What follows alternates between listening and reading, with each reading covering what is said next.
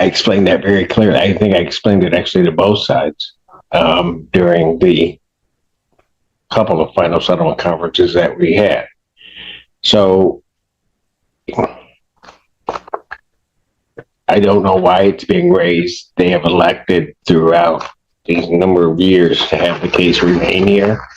So at this point, I'm not removing it. What, do we have everybody from Pittsfield PD here? Does Pittsfield have anybody on the road? I mean, I'm just thinking. The fire department's here. Yeah, everybody's here. You guys take care. Thank you, Mr. Schiller. Thank you. Mr. Schiller, can you approach on a separate matter? Sure. Or let's call the case. Finney versus Sedona.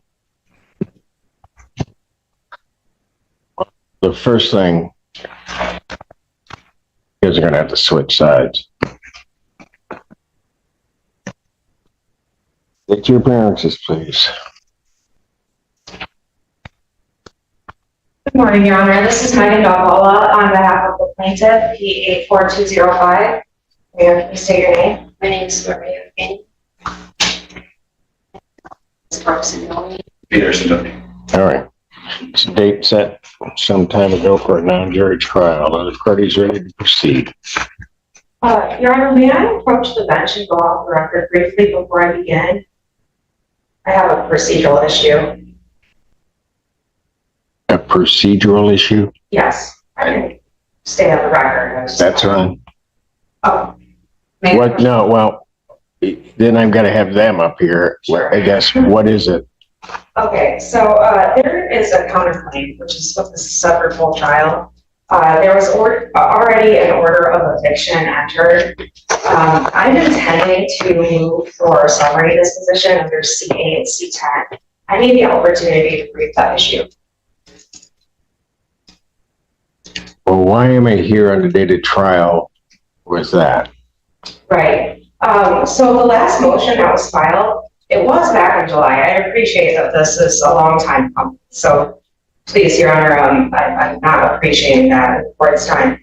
However, I'm recently retained, and there's about 1,000 pages worth of evidence. This has gone to mediation. There's conflicts in the facts, even in what was submitted during mediation, and there's significant evidence indicating issues of fraud upon the court and other issues regarding insurance fraud by the defendants. And it is my professional opinion that it does substantiate claims under MCR 2.116 C8 and C10. Well, the motion should have been brought before today. Okay. I mean, I don't know what particular issues you're talking about in terms of somebody committing fraud upon the court. And I'm just going to say this, if they were going to say this about the other side, if you're going to make that accusation, counsel, you better bring it. And it better be that, because if it's not, then I'm going to be exceedingly angry, because I don't like people. I do not like people accusing others of things like that without substantial proof. Absolutely. It is a substantial issue in this case. My client's rights have been significantly violated. By whom? By former tenants. It started out as a non-payment of rent case. As I mentioned, there was an eviction action. There was an order of eviction. As you're aware, we're here on the bench trial for the counterclaim. I don't take a claim of fraud upon the court lightly. There is significant evidence to present that. And I don't want to disparage my client's rights by not attempting to have this dismissed under C8 and C10.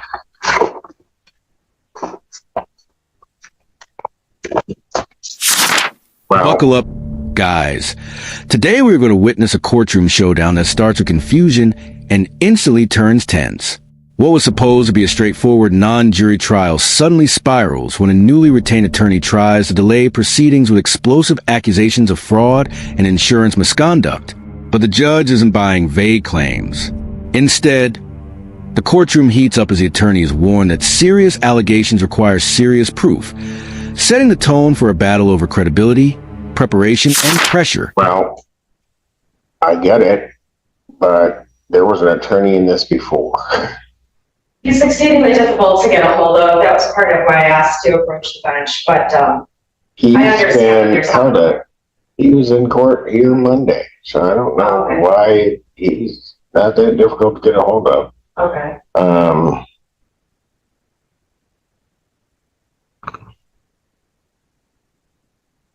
Coming in on the date of trial, asking for an adjournment of these proceedings is not going to happen. Okay, So you guys either can try to resolve this thing, or we're going to try it. okay, fair enough. Then I would request a brief recess to please speak to the defense. Okay, see if you guys can work it out. Court's going to stand in recess. 14th District Court back in session, the Honorable Jake Sederson. You may be seated.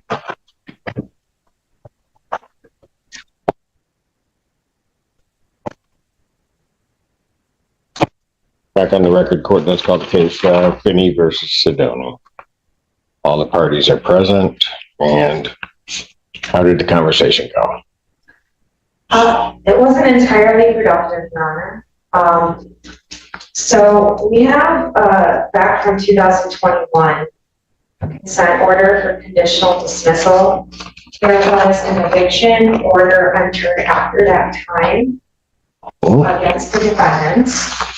As it relates to today's full bench trial, it is based on a counterclaim that was filed on February 12th, 2021. However, again, it's my position that the counterclaim needs to be dismissed. There's not actual cognizable claims under the counterclaim, so that it would be right for dismissal under MCR 2.116C. Why are they not cognizable claims? The claims are not cognizable as defendants are now pro per in this case. This was filed by their previous counsel. There is not a cognizable claim in regard to the condition of the property as against my client for relief. Why is that not cognizable?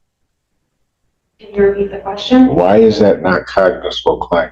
It's not a cognizable claim, Your Honor, because there is a conditional dismissal entered as it relates to the original complaint where the defendants were being sued for the non-payment of rent, where the counterclaim asserts a generalized claim without any sort of reference to a breach of habitability or constructive eviction.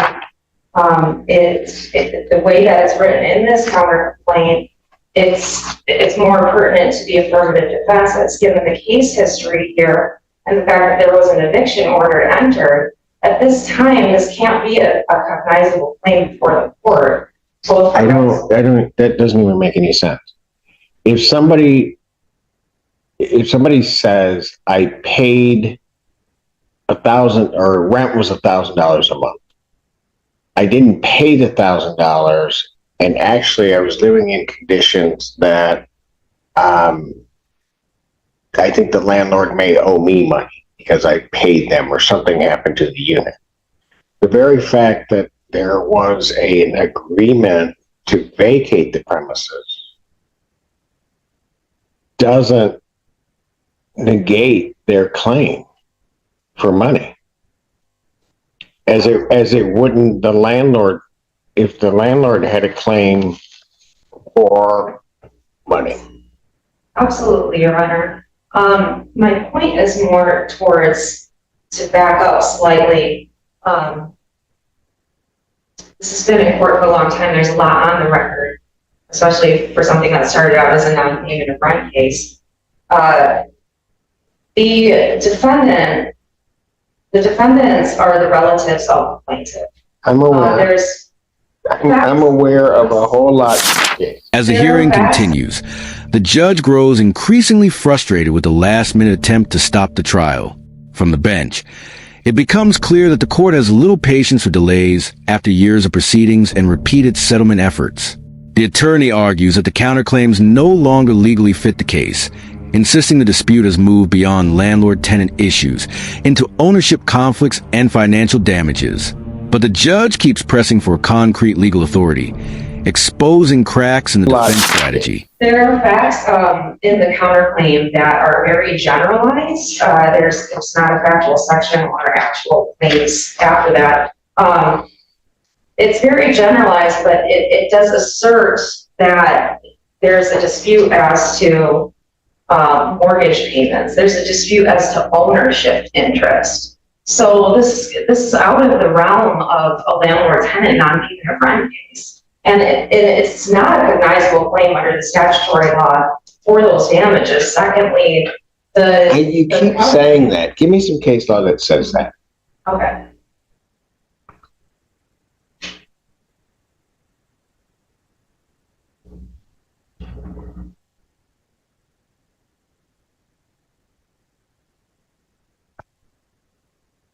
May I move on to a second point briefly and then return to that, Your Honor?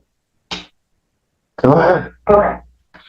Secondly, after the generalized facts in the complaint, then the defendants move on to enter under a claim of statutory conversion, common law conversion, excuse me. Okay. Regarding the insurance line. It's both. In paragraph 28, it's combined into common law conversion and conversion under MCL 600.2919A. Now, again, of course, Your Honor, we're considering what the language actually is in the counter complaint, but it's to my point that these claims are entirely convoluted. But they're asking for, as you would be entitled to under statutory conversion, 3 times the amount of actual damages plus costs and reasonable attorney's fees. If there's no summary proceedings to be had in terms of the possession of the property, and what's at issue here are ownership interests and statutory conversion claim that exceeds $25,000, it's in the beginning, as I was arguing to you, that this would be appropriate for dismissal under MCR 2.116C7. However, even if jurisdictionally or under 7? Why under 7? Right. This is what I'm stating, Your Honor.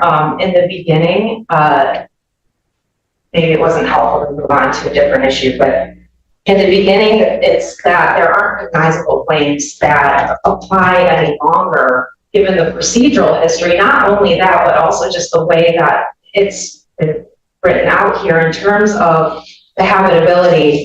I did need a brief moment to consult my information, but in terms of the habitability, the actual counts that would indicate that the legal requirements have been met are not enumerated. And then secondly, it would be appropriate under MCR 4.002, not necessarily to dismiss the action, but if it's related to property ownership, which is quiet title, and if it's related to conversion for a claim of over $25,000, it's not the court's obligation to dismiss it, but it would be more proper that this be transferred to the circuit court. And have you asked for removal? I would request a removal, Your Honor. I'm not removing this case. Okay. I think it was, and you coming late to the game, I think I explained to the Sidonians I don't have jurisdiction over the title. Okay. I also explained to them that my jurisdictional limit was $25,000. I explained that very clearly. I think I explained it actually to both sides during the couple of final settlement conferences that we had. So I don't know why it's being raised. They have elected throughout these number of years to have the case remain here. So at this point, I'm not removing it.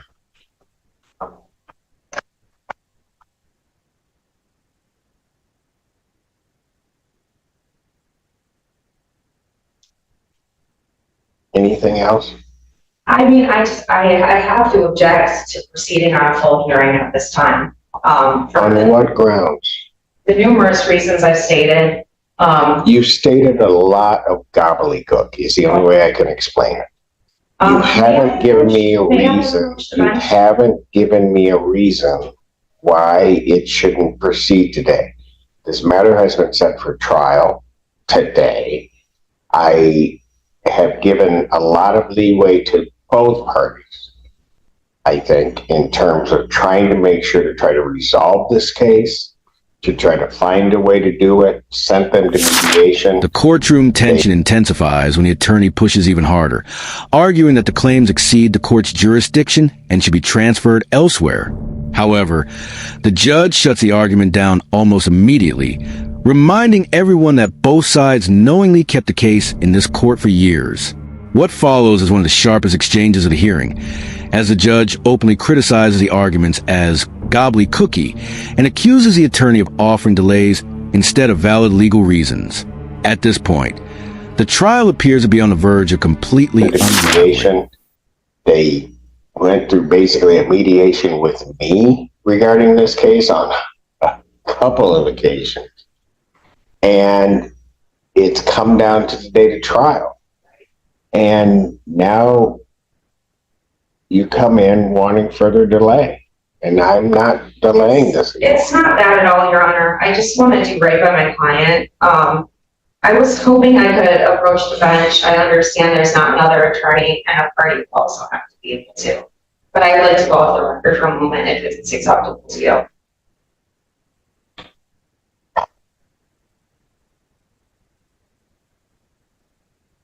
Do you have any objection to that, folks?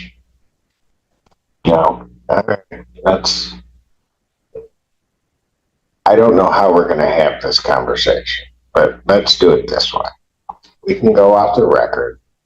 Mr. Trapp, take both parties and behave yourself when you're in my hallway. Take them back to the jury deliberation room. When you're seated in the deliberation room, I don't want either one of you saying anything to anybody until I get there. We clear? Ma'am, am I clear, Yes. Ms. Finney? All right, take them back to my jury deliberation room. And the court will stand in recess. My understanding is the parties have had further discussions. Did anything come out of that, or are we still? Yeah, Jocelyn, Sure. when we came back in, she asked us to step out in the hallway. And when we stepped out in the hallway, she proceeded to tell us that pretty much if we don't take the $5,200 in escrow and walk away today, that she's going to file a lawsuit against us in a different court, that you won't be our judge, and it'll be over $25,000. So no money matters. She didn't want to talk about the money matters again. So she said escrow only. So I just leave it in your hands, Your Honor. I don't know what to do anymore. Completely misconstruing what I said. And we shouldn't even be talking about settlement matters, but I made a valid settlement. Counselor, if you don't want to talk about it, don't talk about Yeah, it. It's not going to make a difference to me. right. I mean, you know. After a private I'm just off-record discussion, the case takes a dramatic and unexpected turn. One of the defendants returns to the courtroom claiming they were pressured during settlement talks with warnings about a much larger lawsuit in another court. The atmosphere immediately shifts from procedural arguments to distrust and confusion. Then comes the biggest shock yet. The attorney openly considers withdrawing from the case after the judge points out conflicting statements made by the client. In that moment, the courtroom becomes less about legal claims and more about damaged credibility. You know, I'm just going to say this. I mean, we go back there and talk. Your client,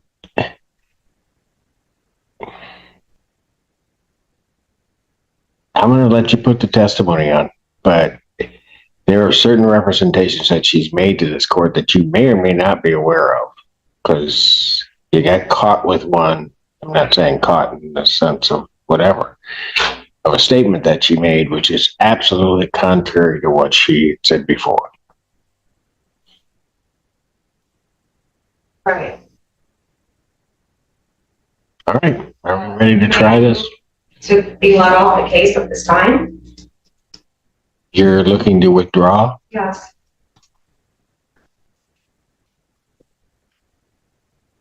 I can't reasonably represent her if I'm going to misconstrue the facts. Well, it's not an issue of you misconstruing the facts. I'm just telling you that there have been certain representations made on the record, which I will tell you were different than what was said today. And I will tell you, counsel, I can tell by your reaction that you did not know that. So if you are going to move to withdraw, I'm going to step off, and you probably need to have a detailed conversation with your client about that. The court's going to stand in recess. Everybody can remain seated. The court does call here we call the case of Finney versus Sedoni. The parties are present. The record should reflect I've had an opportunity to talk with the parties, and parties have come to a resolution. I'll state it on the record and then ask for the concurrence that that is the agreement. Parties have agreed to a full and final settlement of all claims that could have been raised in this case or have been raised in the amount of $10,000. That will be in favor of the Sedonis. That $10,000, the amount of $5,263.17 will be released to the defendants from court escrow. The remaining amount of $4,736.83 will be paid by Ms. Finney to the Sedonis in monthly payments over a 2-year period. And counsel, that amount, what was the amount per month that you came up with? That was $197.33. All right, per month for 2 years. When did she wish to begin those payments? Next month. April? Okay. Is there a particular date in April? Like the 30th. The April 30th? Would that be acceptable to? All right. Beginning April 30th, 2025, until that is paid in full. Should the defendant miss a payment, default on the payments, an additional amount of $5,000 will be added to the $10,000 figure. The Sedonis would then be entitled to a judgment in that amount, less any payments, which is inclusive of the escrow that have been made. All right. Also, I am the oral motion of counsel to withdraw once the order has been prepared. I will grant that, so that after that, the order is signed, she will have no further obligation to this case unless she undertakes it in some other way. That's the court's full understanding of the agreement of the parties. I'll start with you, Ms. Finney. Is that your understanding? Yes, Your Honor. Do you have any questions whatsoever regarding that? And I will ask this because of what occurred. You are satisfied with the efforts of your attorney in representing you today in this matter? Yes. All right, great. To the Sedonis. Mrs. Sedoni, is that your understanding of the agreement? Yes, sir. Do you have any questions regarding that agreement? No, sir. And you are satisfied with that agreement? Yes. Mr. Sedoni, is that your understanding of the agreement? Yes. Do you have any questions regarding the agreement? And are you satisfied with the agreement? All right, very good. In the final stretch, the entire dispute suddenly moves toward resolution. After hours of conflict, accusations, and mounting pressure, both sides agree to a full settlement worth $10,000, including escrow funds and structured monthly payments over 2 years. The judge carefully confirms every detail on the record, while also approving the attorney's withdrawal once the paperwork is complete. What began as a chaotic legal fight ultimately ends in compromise instead of courtroom victory, proving that in high-pressure cases like this, controlling the fallout can matter more than winning the war. Like the video, subscribe to the channel, and we'll see you in the next video.